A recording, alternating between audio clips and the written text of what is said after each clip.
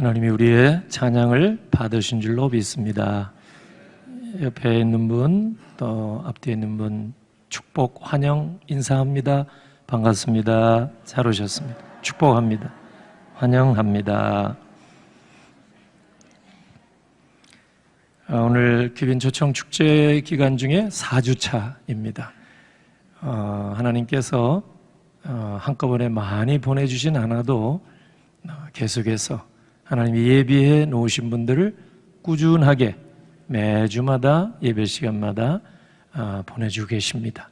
일부에도 코로나 시작하면서 나오지 못한 성도님이 오랜만에 나오셔서 얼마나 말씀을 또 잘하시는지 몰라요. 인사할 때 보니까 오늘 처음 오신 분이 다른 교회 집사님인데 우리 교회 이제 이사 오셔서 나왔거든요. 그런데 이분에게 막 전도도 하고 얼마나 4년 만에 나오신 분이 처음 오신 분들 막 전도하고 그런 걸 봤어요. 그분이 이제 결단이 서서 열심히 이제 나오기로 하신 줄로 그렇게 생각을 합니다. 감사한 일이죠. 어떤 사람이 인생을 살면서 계기들이 있어요. 이러저러한 계기를 통해서 첫째로 하나님 앞에 정말 꼭 인도해야 할 분을 모시고 나올 수 있다면 하나님이 얼마나 기뻐하시겠습니까? 계속해서 이런 기도하시면서 오늘 현재 467명의 우리가 전도할 분이 있습니다. 가족도 포함한 거지만은 계속해서 기도하셔서 하나님께서 결정적인 때를 주실 때 놓치지 말고 꼭 인도해 오시기를 바랍니다. 우리가 예수 믿으면 반드시 멸망하지 아니하고 구원을 받게 될 줄로 믿습니다. 사람이 마음으로 믿어 의에 이르고 입으로 시인하여 뭘 받는다고요? 구원에 이른다고 그랬어요. 로마서 10장에. 그 예수 믿으면 구원받을 뿐만 아니라 우리가 예수를 믿게 되면 하나님 아버지께서 나를 사랑하신다 이거를 깨닫게 되고요, 예수님이 날 사랑하신구나 이것을 확신하게 될 줄로 믿습니다. 아까 우리 부른 찬송대로 예수 사랑하심, 날 사랑하심, 성경에서 배웠는데 예수 그리스도의 사랑을 우리 신앙생활하면서 우리가 깨닫게 될 때 그 사랑에 힘입어 평생 우리가 하나님 앞에 나오게 되는 겁니다. 오늘 또 그 사랑을 힘입어서 나왔습니다. 첫째는 하나님이 우리에게 선물 믿음을 주셔서 믿음 가지고 이 자리에 여러분이 나오신 줄로 믿습니다. 믿음의 선물, 그것 때문에 오신 거예요. 그런데 가만히 보니까 하나님이 날 사랑하셨구나, 이 믿음으로 이걸 깨닫게 되는 거예요. 또 성경에서 배웠네, 성경을 듣고 읽고 쓰다 보면은 하나님이 이처럼 우리를 사랑하셨구나, 그래서 하나밖에 없는 그 아들까지 우리를 위하여 희생 제물로 내어주셨구나. 하나님의 사랑을 깨닫게 되는 순간부터 우리는 하나님의 사랑에 감동 감화를 받고 하나님 앞에 나오게 되는 거고요, 그 사랑을 이웃 사랑하는 분들에게 우리가 전하게 되는 거예요. 이게 전도입니다. 다른 게 아니라. 그래서 오늘 이 아침에는 하나님이 나를 사랑하신다는 사실을 알고 예수님이 날 사랑하신다는 사실을 확실하게 믿는 사람이라면 어떤 삶을 살아야 되는가? 오늘 본문을 중심으로 적어도 3가지 모습은 저와 여러분에게 분명히 있어야 한다, 이 말씀을 이 시간 드리기를 원합니다.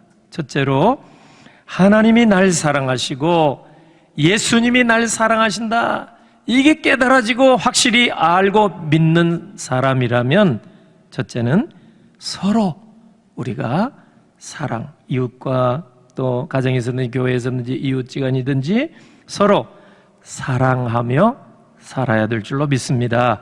11절을 읽어보겠습니다. 11절 시작. 사랑하는 자들아, 하나님이 이같이 우리를 사랑하셨은즉 우리도 서로 사랑하는 것이 마땅하도다. 아멘.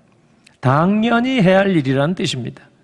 마땅하도다, 이 말은 꼭 채무자, 채무자가 채권자에게 하는 것처럼 마땅히 할 일이라 이 말이죠. 하나님은 독생자를 우리에게 희생 제물로 아낌없이 내어 주실 정도로 우리를 사랑하셨으니까 우리도 하나님이 붙여주신 많은 분들, 형제, 이웃, 우리 가족들 사랑해야 된다. 그게 오늘 본문의 말씀입니다. 그런데 우리는 예수님께서 내 이웃을 내 몸과 같이 사랑하라. 근데 이게 참 어렵지 않아요? 쉬운 일이 아니잖아요. 더더욱이 내가 잘 모르는 이웃에 대해서는 막연한 두려움과 또 경계심이 누구에게나 있습니다. 근데 어떻게 선뜻 사랑합니다 이 접근할 수 있겠어요? 이 어려운 일이에요. 여러분, 금요일 밤에도 제가 말씀드렸습니다마는 신천지 같은 이단이 love bombing, bomb이라는 말은 폭탄입니다. 사랑의 폭탄 투하 전략을 쓴다고 그래요. 막 사랑합니다 이렇게 도와주고 또 안내해주고 뭐 선물 주고, 그러니까 사랑을 막 폭탄처럼 막 이렇게 퍼부어서 그 사랑에 이제 한 사람 한 사람 이단으로 포섭하는 거죠. 지난 수요일 날 우리 이해사모가 전도 나가고 교역자들도 지금 전도하고 있는데 부목사님이 전도하면서 한 분을 만났어요. 그런데 이제 뭐 다른 교회 권사라 하는데 관심을 표명하더래요. 그래서 자기 전화번호를 안 주고 목사님 전화번호를 달라고 하더라는 거예요. 그래서 좀 찜찜하긴 하지만 그래도 전화번호를 드렸는데 나중에 전화가 온 거예요.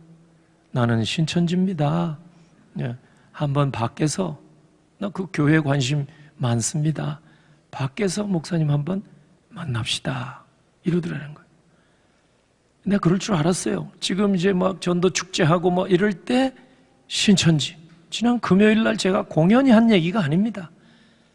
신천지가 얼마나 이 천지 돌아다니는지 모릅니다. 천지 사방에. 그래서 송정동 우리 교회가 있는 동네도 예외가 아닙니다. 얼마나 아주 공격적으로 포교 활동을 하는지 모릅니다. 신천지만입니까? 안정회, 안상홍 이 하나님의 교회 이단도 마찬가지고 구원의 기쁜 소식, 기쁜 소식 선교회인가? 이 박옥수 이단도 얼마나 기독교 대학들을 막 접수하고요. 안상홍 이단은 교회를 접수하고요. 돈이 어디서 나는지. 우리 동네도 예외 아닙니다. 여러분, 전도 축청 기간 아무나 오게 맞습니다만은 좀 분별력을 가질 필요가 있습니다. 아무나 오는 곳이 교회지만은 그러나 우리가 조금 더 살펴봐야 돼. 내가 이게 매우 조심스러워요. 왜? 전도 얘기를 하면서 이웃에 경계를 해야 된다 이럴까 봐서 매우 참 조심스러워요. 그러니까 그 악한 영들과 그리고 이단에 속한 사람들이 얼마나 우리를 힘들게 하는지 몰라요. 우리 교회에서 사랑, 예수님의 사랑을 전하는 것이 전도다. 이거를 활용해가지고 사랑의 폭탄 전략까지 구사하고 있으니 구원파는 어떻게 해요? 구원의 도리가 얼마나 중요해요. 근데 우리 뺏어가지고 우리는 잘 그 얘기를 못하는데 그를 뺏어가지고 자기네들이 오라 구원의 확실한 증거를 보여주겠노라 이러고 있으니 얼마나 이게 참 안타까운 일인지 모릅니다. 그래도 우리가 놓쳐서는 안 될 일이 있다면 첫째로 서로 하나님이 내게 붙여주신 많은 사람들을 사랑해야 할 분명한 그 사명이 우리에게 있다는 사실을 여러분들이 꼭 기억하시기를 바랍니다. 아멘도 좀 잘 하세요. 아멘 안 하는 사람 좀 수상한 사람들이에요. 그래도 이단에 그냥 콕 잡혀가지고 하면 어떻게 하려고 그냥 처음에야 좋을지 모르지 사랑 폭탄 이렇게 도와주고 이렇게 목숨까지 내놓을 것 같으니까. 근데 나중에 그 결국은 이단 끝이 다르잖아요. 처음에 사랑 끝에 안 해요. 나 여기 이제 그만 나와야 되겠습니다. 다른 게 가야겠습니다. 해봐요. 여러분 못 빠져나와요. 20, 30년 전에 그 가담한 사람이 아직도 못 빠져나오잖아요. 틀린 거 알면서도 못 빠져나오는 거예요. 해코지 당할까봐.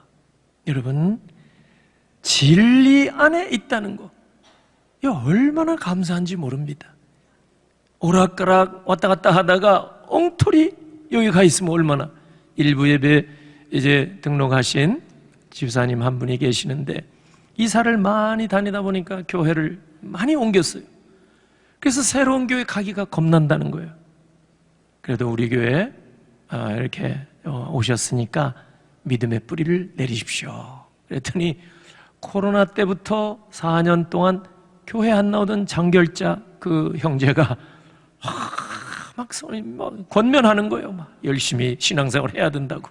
아이고, 참 하나님이 놀랍게 역사하세요.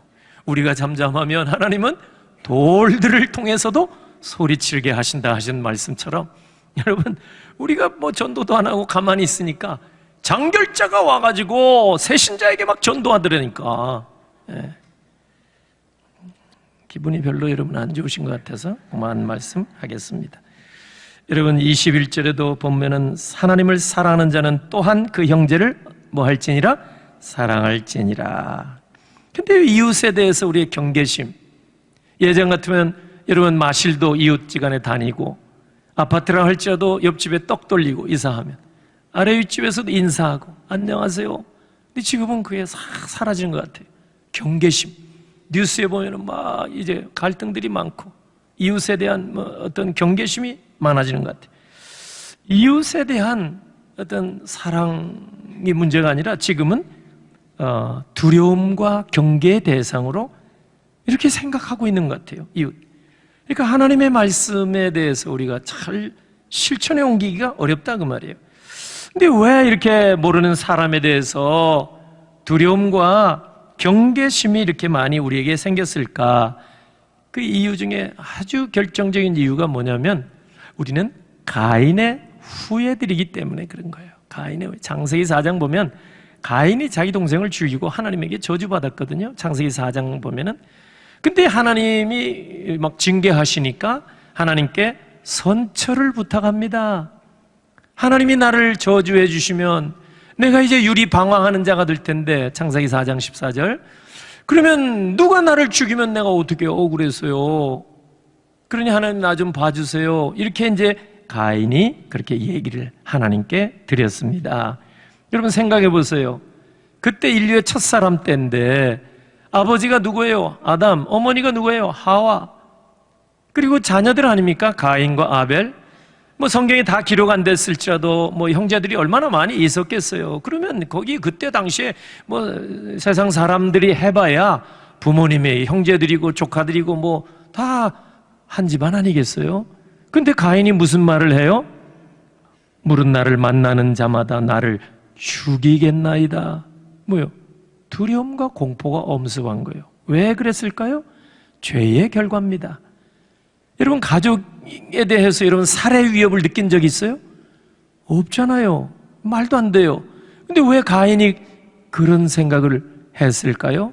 누가 나를 죽일지 모르겠습니다. 죄의 결과입니다. 여러분 죄를 지은 사람은 두 다리 뻗고 못 잔다고 그러잖아요. 두려움이 생기는 거예요.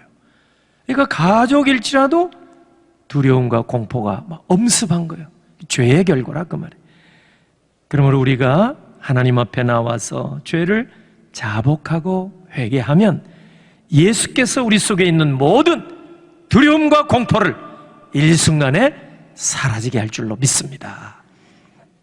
오히려 우리 부모, 형제, 친지, 이웃들에게 더 민망히 여기는 마음을 갖고 대합니다. 오히려 더 불쌍히 여기는 마음을 가질 수가 있을 겁니다.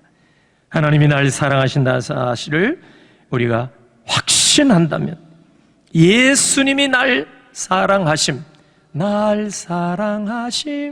이게 확실히 다가온다면 우리는 부모, 형제, 친지뿐만 아니라 이웃까지 더 이렇게 사랑하게 될 줄로 믿습니다. 찬송가 아까 563장에 그 예수의 사랑을 어디서 배웠느냐? 성경에서 배웠다. 그렇게 얘기를 해요. 날 사랑하심, 날 사랑하심. 성경에 또 써 있다고 말씀했습니다. 여러분, 우리가 정말 예수님이 목숨 버려 좀 피 흘려 날 사랑해 주셨다는 사실을 확신하는 사람이라면, 첫째로 우리는 하나님이 붙여주신 모든 사람을 사랑의 대상으로 생각해야 될 줄로 믿습니다. 두 번째는 뭐냐? 하나님이 날 사랑하시고 예수님이 날 사랑하신다는 사실이 확실히 믿어진다면 그 사랑의 하나님을 우리가 이제부터 세상 사람들에게 증거해야 될 줄로 믿습니다. 이게 전도라는 거예요. 14절 읽어보겠습니다. 14절 말씀. 하여튼 화면에 뜰 때까지 기다려 보겠습니다. 고장났나 보네. 14절 여러분 성경책 보시고 같이 읽어보겠습니다. 아버지가 아들을 세상의 구주로 보내신 것을 우리가 보았고 또 증언하노니. 쉬운 성경 번역에 우리말 다른 성경 번역이 있습니다. 쉬운 성경 번역을 보면 우리는 아버지께서 그 아들을 세상의 구주로 보내신 것을 보았고 또 그것을 증언합니다. 사도 요한이 14절에서 증거하는 내용이 이겁니다. 하나님이 우리를 사랑하셔서 독생자를 보내주셨다는 사실을 우리 두 눈으로 확인했습니다. 그래서 우리는 그 크신 하나님의 사랑을 세상 사람들에게 증언합니다. 증거합니다. 목격자로 증언합니다. 이게 뭐예요? 전도라 그 말이에요. 전도. 그러니까 하나님의 사랑을 우리가 많이 받았구나. 예수님이 날 사랑하시구나. 내가 예수 믿고 나니까 이 예수님이 나를 대신 2000년 전에 십자가에서 내 죄의 삭슨 사막, 내가 죽었어야 되는데 예수님이 대신 돌아가셨구나. 예수님이 날 사랑하시는 증거를 확실히 알게 되면, 두 번째 우리가 해야 할 일은 뭡니까? 그 사랑, 주님의 사랑을 더 많은 사람들에게 증거해 줘야 할 줄로 믿으시기를 바랍니다. 요한복음 21장에 보면은 예수님의 수제자 베드로는요, 결정적인 순간에 손해볼까 붙잡힐까 두려워가지고 예수님을 모릅니다. 3번씩 부인했어요. 누가요? 예수님의 수제자가. 그러니 오늘 우리는요, 우리의 일터에서나 우리의 삶의 자리에서 여러분 쉽게 그 작은 이익 놓치지 않으려고, 그 기득권 놓치지 않으려고 하다가 예수님을 모르는 것처럼 여러분 우리 믿음을 팔아먹을 때가 얼마나 많아요. 사실 솔직하게 우리가 하나님 앞에 고백한다면 정말 우리는 베드로 이상인 것 같아요. 그렇잖아요. 그런데도 불구하고 예수님께서는 베드로를 민망히 여기시고 먼 발치에서 그저 쥐두근듯이 이렇게 숨어있는 베드로를 바라보시고 불쌍히 여기시고, 결국은 요한복음 21장에서 부활하신 다음에 이제 베드로를 만나셔서 디베르 바닷가에서 네가 나를 사랑하느냐 3번씩 확인하잖아요. 베드로는 주여 내가 주님을 사랑하는 줄 주께서 더 잘 아십니다. 3번씩 주의 사랑을 확실하게 고백한 다음에는 베드로는요, 나는 주님과 같이 십자가 똑바로 못 집니다. 순교 자리까지 갔을 때 거꾸로 십자가에 매달려 순교당했다고 합니다. 그것을 요한복음 21장에 예수님이 예고하셨잖아요. 그래서 우리는 짐작하지요. 어떻게 죽을 것을 예수님이 말씀해 놓으셨다 하잖아요. 그대로 베드로가. 그러니까 주의 사랑을 확실하게 여러분 깨달은 사람이라면, 여러분 불이익이 와도 손해가 와도 여러분 목숨이 위태롭게 되어도 주의 사랑 끝까지 증거하는 그런 삶을 살게 될 줄로 믿습니다. 여러분 마지막 3번째는요, 하나님이 날 사랑하시고 예수님이 날 사랑하신다는 사실을 확신하는 사람이라면 3번째 어떤 모습의 삶을 살아야 되느냐? 모든 두려움도 공포도 물러가라 하는 이런 담대함을 갖고 살아야 될 줄로 믿습니다. 17절 읽어보겠습니다. 17절 시작. 이로써 사랑이 우리에게 온전히 이루어진 것은 우리로 심판날에 담대함을 가지게 하려 함이니 주께서 그러하신 것 같이 우리도 이 세상에서 그러하니라. 아멘. 여러분, 이 구절을 보니까 두려움의 본질이 무엇인가를 우리가 깨닫게 됩니다. 세상 사람들 가운데 불신자들이 많이 있잖아요. 믿는 우리도 마찬가지인데, 여러분, 불신자에게 막연한 생각일지 모르지만 하나님이 최후의 심판하실 것이다 생각 다 합니다. 다빈치가 최후의 만찬을 그려놓은 그림 때문만은 아닙니다. 세상의 모든 사람들도 언젠가는 심판이 있을 것이다. 흘러 들어온 얘기도 있고, 믿음의 사람들이 이렇게 선포한 말씀도 있고, 뭔가 막연한지 몰라도 이제 어떤 심판이 있을 것이다, 이 생각이 다 있는 것 같아요. 그래서 믿지 않는 사람도 말세라는 말을 하고요, 이제 하나님이 저주, 징계, 심판 이런 얘기를 하는 것을 우리가 많이 듣고 보고 있습니다. 두려움의 본질은 뭐냐? 하나님의 심판에 대한 두려움이라 그 말입니다. 여러분, 2000년 전 예수 그리스도께서 이 땅에 처음 오셨을 때는 사랑의 주로 오셨습니다. 구세주로 오셨습니다. 세상을 살리려고 오셨습니다. 그러나 주님께서 두 번째 다시 오실 때는 사랑의 주로 오시지 않습니다. 미안하지만 심판주로 오십니다. 심판하러 오십니다. 다시 오실 때. 사람들이 이걸 생각을 못할 수 있는데, 주께서 세상을 심판하실 때 주를 믿는 의인들에게는 영생복락의 나라, 천국으로 가라 선고하실 겁니다. 그러나 주님을 믿지 않는 자들, 성경은 악인이라고 얘기해요. 믿지 않는 게 악인이에요, 성경은. 그런 사람에게는 영원한 형벌의 나라, 지옥행 선고를 내리실 것입니다. 예수 믿는 의인들은 마지막 최후 심판의 날이 영광의 날이요 기쁨의 날이 될 줄로 믿습니다. 그러나 믿지 않는 악인들에게는 지옥으로 들어가야 한다는 두려움과 공포의 날이 될 것입니다.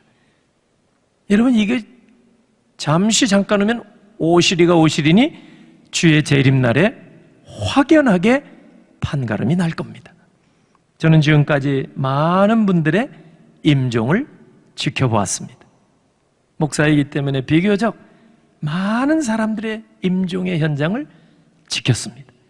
임종을 해보면 이분이 예수님을 잘 믿은 분이구나, 예수 안 믿는 사람이구나 거의 알아차릴 수가 있습니다.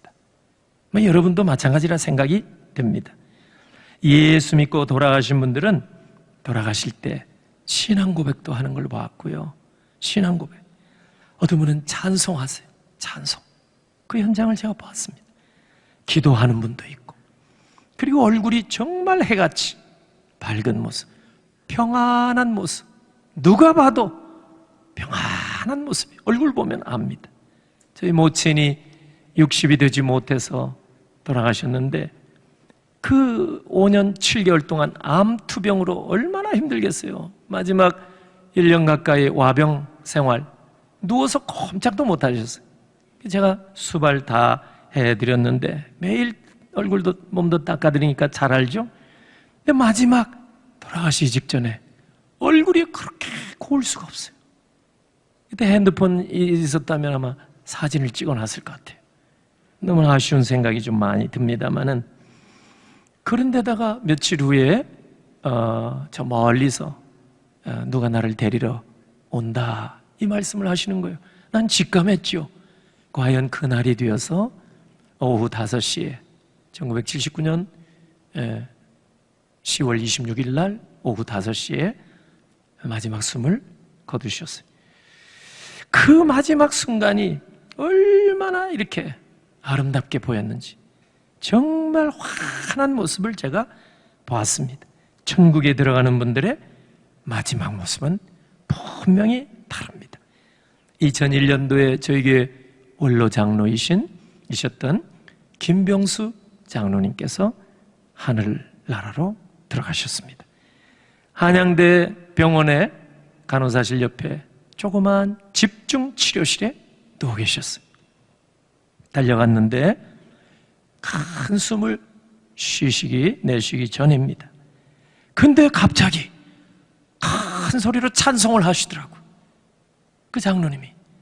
아니 지금 막 돌아가시는 중인데 큰 소리로 찬송이 막 명언이 떠나갈 정도로 내 주의 보혈은 정하고 정하다. 후렴에 보면 내가 주께로 이 찬송 이 대목을 하는데 얼마나 저희들보다 더 큰 소리로 내가 주께로 지근가오니 십자가의 보혈로 날 씻어 주소서.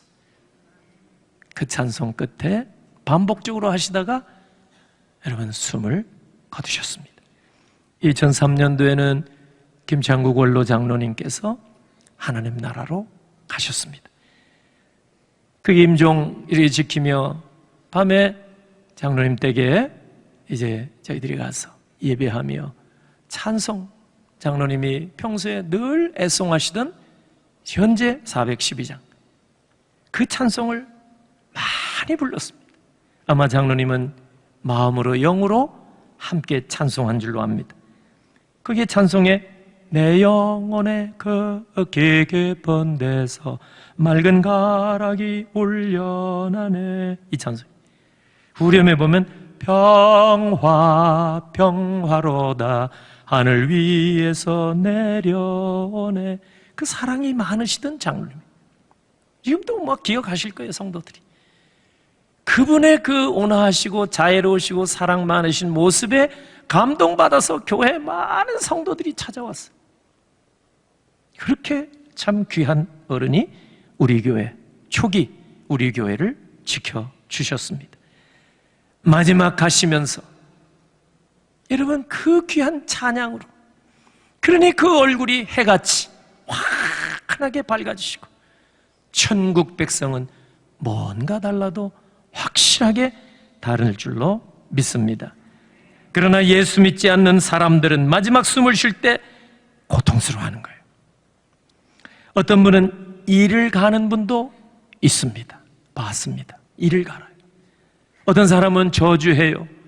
앞에 보이는 사람 공연히 원망하는 거예요. 자기 아내도 누구도 저주하고 원망하고 어떤 사람은 막 공포에 질린 듯한 모습을 보여주기도 하고 어떤 사람은 막 몸소리치기도 합니다. 왜냐하면 마귀가 지금 데리고 가려고 왔으니 천사가 아니라 마귀가 데리고 지옥 데려가려고. 여러분 얼마나 두렵겠어요. 그냥 몸소리치는 거예요. 어떤 사람 보면은 임종 때 보니까 진땀 흘린 분이 있어요. 진땀. 이게 이제 뭐 의학적으로 설명이 되겠죠. 그 지병이 있다가 가신 분들이나 뭐 이 진땀 흘리기도 하겠고 또 기력이 다수해서 그럴 수도 있고 뭐 이게 의학적으로는 뭐 이유가 있겠지요. 그런데 저는 이거는 저 전적인 제 개인적인 생각입니다만은 왜 이 진땀 흘리실까? 이런 분들은 그건 제 생각입니다. 겨우 천국으로 들어가는 분이 아닐까? 저는 혼자 그 생각을 한 거예요. 진땀을 흘리는 거예요. 마귀가 뺏어가려고. 아니야, 나 예수 믿어. 그래도 내가 어릴 때부터 예수 믿었어. 그러니까 전쟁하는 거예요. 막 그러니까 진땀 흘리지 않을까? 그건 제 해석입니다. 제 생각에. 하도 임종을 예전엔 참 많이 했습니다. 지금 100세 시대라서 그런지 금년에는 돌아가신 분이 뭐 거의 없습니다. 네, 건강하게 사시다가 하나님이 오라 하시면 가시는데 문제는 우리의 마지막 숨을 거둘 때 밝은 모습으로 기도하며 감사하며 찬양하며 하늘나라 갈 것인가? 아니면 저주하며 아니면 원망하며 몸소리치다가 여러분 믿지 않은 결국은 뭐예요? 믿음의 결국은 영원 구원, 믿지 않은 결국은 지옥. 마지막 여러분의 모습은 어떤 모습이 돼야 되겠습니까? 자명한 일이 아니겠습니까? 18절, 사랑 안에 뭐가 없다? 두려움이 없습니다. 여러분, 사랑 안에, 예수 사랑하시면, 예수 사랑 안에 모든 두려움과 염려와 공포는 떠나간 줄로 믿습니다. 예수 그리스도의 사랑이 우리 가운데 있을 때 염려와 근심도, 두려움과 공포도 떠납니다. 찬송가 405장 3절, 겁과 두려움 없어지리니 영원하신 팔에 안기세. 겁과 두려움이 떠나갑니다. 이따 부를 장송가 421장에 모든 공포 내게서 물리치시니 내 맘 항상 주 안에 있겠네. 모든 공포 내게서 물러갈 줄로 믿으시기를 바랍니다. 그래서 사도 바울은 디모데에게 보내는 편지에 디모데후서 1장 7절에 우리에게 정말 중요한 말씀을 전해주고 있습니다. 같이 읽어보겠습니다. 하나님이 우리에게 주신 것은 두려워하는 마음이 아니요 오직 능력과 사랑과 절제하는 마음이니. 할렐루야. 하나님이 우리에게 겁과 두려움 준 적이 없어요. 세상 사람들은 겁을 줘요. 정치 현장에서, 경제, 여러분 일하는 일터에서 겁줍니다. 사람들이 이거 안 따라오면 너 어떻게 된다. 그러나 우리 하나님이 우리에게 주신 것은 겁과 두려움이 아니고 하나님이 우리에게 주신 것은 능력과 사랑과 절제인 줄로 믿으시기를 바랍니다. 말씀 맺습니다. 하나님이 날 사랑하시고 예수님이 날 사랑하신다는 사실을 확신하신다면 우리가 해야 할 일 적어도 세 가지. 첫째, 서로 이제부터 더 많이 사랑하자. 둘째, 그 하나님의 사랑을 우리 가족, 친지, 이웃, 사랑하는 사람들에게 전달하자. 셋째, 모든 공포와 두려움 주님의 이름으로 다 물러가야 할 줄로 믿고 우리는 담대하게 살아가자. 오늘 이 말씀 마음에 간직하시고 주님 오실 때까지 믿음의 길 달려가시는 여러분 되실 주의 이름으로 축원합니다.